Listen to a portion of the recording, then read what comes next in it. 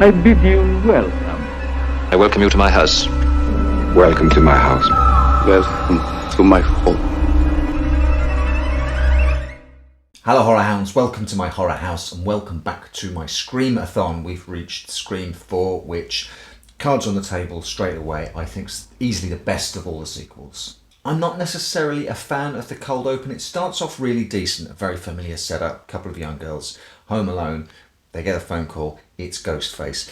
That turns out to be a stab fake out, which then pulls back to reveal a second stab fake out before we jump into the real world cold open of Scream 4. It's a little cutesy for my taste, but pretty much after this it settles down into a solid by the book, by the numbers Scream movie, and it's all the better, I think, for a return to the well, back to Woodsboro, dealing again with high school aged children who are being terrorized by Ghostface, with the return of our legacy actors Neve Campbell, Courtney Cox and David Arquette to add that prestige to it, to continue the lineage. And to my money, it's a solid Scream movie. For the first time since the first film, we're dealing with a coterie of high schoolers, and I wonder whether that has something to do with the feel for me that the new ensemble cast here gels the best out of all the sequels, not reaching the pitch that the ensemble cast for the original movie reached. I think that's hard for any movie to do, but we have a group of young actors here who gel and have chemistry, and an easy chemistry in a way that we haven't really seen since the first movie. Emma Roberts, Hayden Panettiere, Rory Culkin, and the others whose names I forget, all do really well. I'll be honest with you, absolute standout for me of this movie, of the non-returning actors, is Hayden Panettiere. I think she's got a real easy charm about her. She gels with all the other actors, all of them. I think she's absolutely brilliant in this movie. Her and the other young actors who I've mentioned really raise the energy and really raise their game to try and make this feel like a dyed-in-the-wool Scream movie rather than a sort of quasi reboot or quasi remake, even though there's lots of talk about the killer attempting to remake the first film. This isn't a remake, it's a direct sequel, and I am wondering with the new Scream movie whether that is going to continue or whether it will reek more of a reboot. We shall see in time. This is Wes Craven's final movie. I'm glad it's one that I really like. It would have been horrible for me to have disliked his final movie. The aspect ratio is radically different from the first three movies. It's not as wide as before.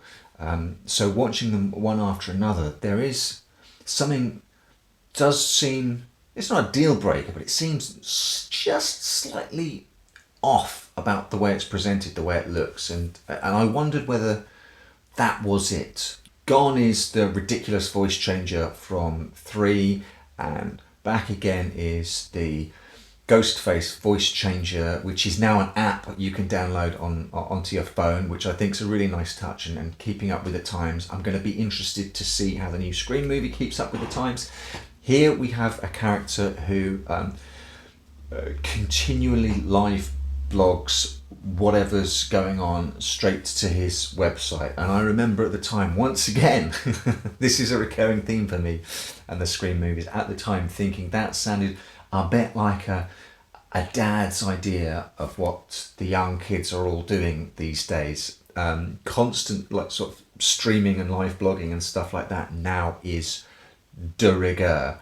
What hasn't aged well is the stupid sort of camera headset thing that he wears. But you know, you can't get it right all of the time. But what seemed like a bit of an extreme sort of character to make it seem hip and trendy with the tech, nowadays just looks like, oh yeah, okay, he's a blogger. He live streams to the internet. Of course he does. this is a significantly bloodier movie than the relatively bloodless Part 3. I think it's in direct response to the restrictions placed on Wes over the making of Part 3. I seem to remember when the trailers for this came out, there were even scenes in the trailer that were even bloodier that were cut from the final movie. So maybe you think there was maybe a trying to step back, as there always is with our beloved genre, trying to step back from the dreaded R rating and trying to cut to try and get the rating you want so as many people can come and see a film as possible. It's a story as old as time, isn't it? For me, the revelation of the killers absolutely works. I really like their motivation. That's really on the nose, and really even more probably prescient than the live streaming. What do I need? Friends. I need fans. Just the urge to do anything, to become famous. If your life's fucked up, then you're going to be famous. And Sydney's had the spotlight for far too long. It's time for a new star. It's time for someone else to get their 15 minutes of fame, and they are going to do it by becoming the new Sydney Prescott. It's pretty dark. It's pretty gleeful, and just look around at the media landscape we're in now, and pretty much on the money as well. When Emma Roberts, for it is she, finally turns and even turns on her accomplice, and then believes she has achieved all she needs to and goes on her little solo rampage to injure herself as much as possible. She goes for it. I really love it. I dig it.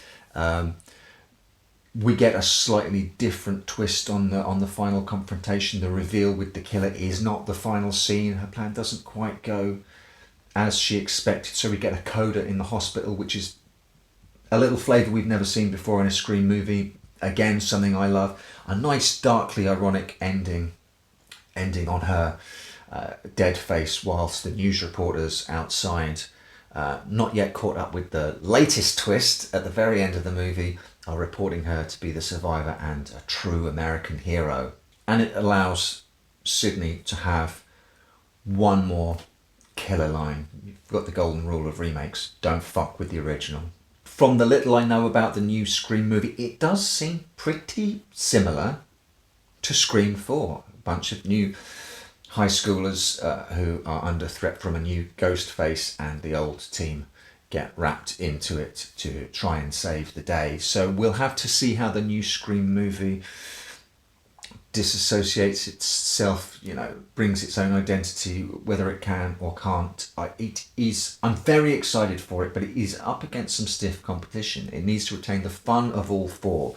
But so far, for me, the franchise, the first four movies, ends on a high.